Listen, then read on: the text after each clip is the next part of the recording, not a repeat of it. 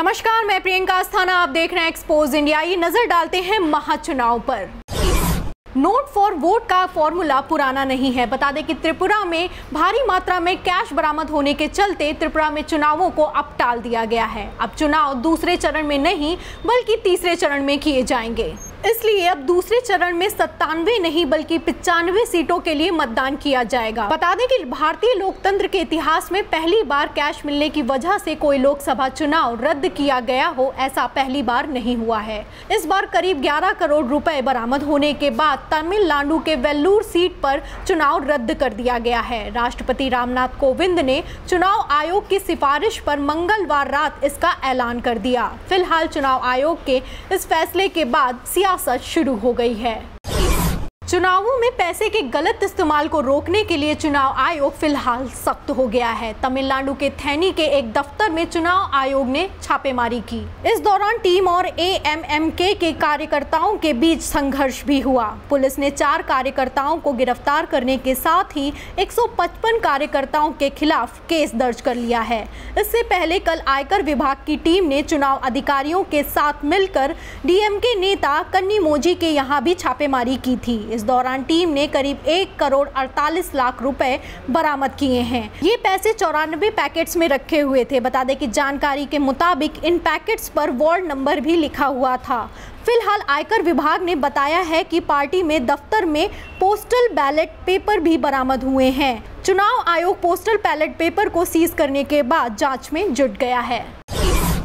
Yoga guru Baba Ramdev PM Narendra Modi के हमेशा से ही सपोर्टर माने जाते हैं। बता दें कि एक बार फिर से योग गुरु बाबा रामदेव ने प्रधानमंत्री नरेंद्र मोदी को एक बार फिर से प्रधानमंत्री बनाने की कवायद शुरू कर दी है। उन्होंने जयपुर में कहा कि इस चुनाव में आम लोगों को बीजेपी के लिए मतदान करना चाहिए।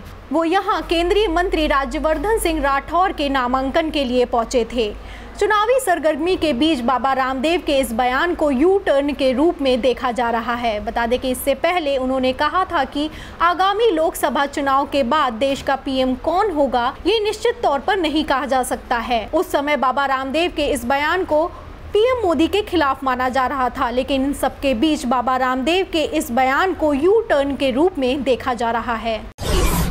चुनावी मौसम में बेतुकी बयानबाजी रुकने का नाम नहीं ले रही है। चुनाव आयोग के लगातार नोटिस भेजने के बावजूद नेताओं की जुबान थमने का नाम नहीं ले रही है। मायावती, आजम खान, योगी और मेनका गांधी के बाद अब नया नाम सिद्धू का जुड़ने जा रहा है।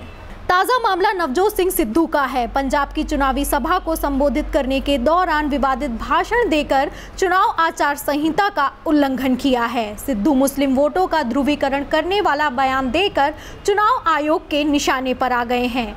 इस मामले को लेकर चुनाव आयोग ने रिपोर्ट मांगी थी, जिस पर रिपोर्ट भेजी जा चुकी है। बता दें कि सिद्धू ने कहा था कि मुस्लिम भाइयों, ये यहाँ पर उवैसी साहब जैसे लोगों को लाकर आप लोगों के वोटों का बंटवारा करना चाहते हैं। इस मामले को लेकर फिलहाल चुनाव आयोग जांच कर रहा है और कहा जा रहा है कि ये बयान मुस्लिम वोटों को ध्रुवित करने के लिए दिया गया है।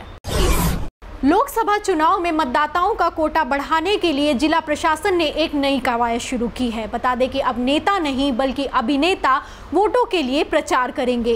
प्रशासन ने जिले में फिल्मी पोस्टर लगवाए हैं, जिसमें कहीं सलमान खान वांटेड फिल्म के डायलॉग के जरिए वोट देने की अपील करते दिख रहे हैं, तो कहीं शाहरुख खान अपनी फिल्म डॉन के डायलॉग के जरिए लोगों से वोट मांगने की अपील कर रहे हैं। बता दें कि सलमान के पोस्टर पर लिखा है कि एक बार जो मैंने वोट डालने की कमिटमेंट कर दी तो उसके बाद मैं खुद की भी नहीं सुनता।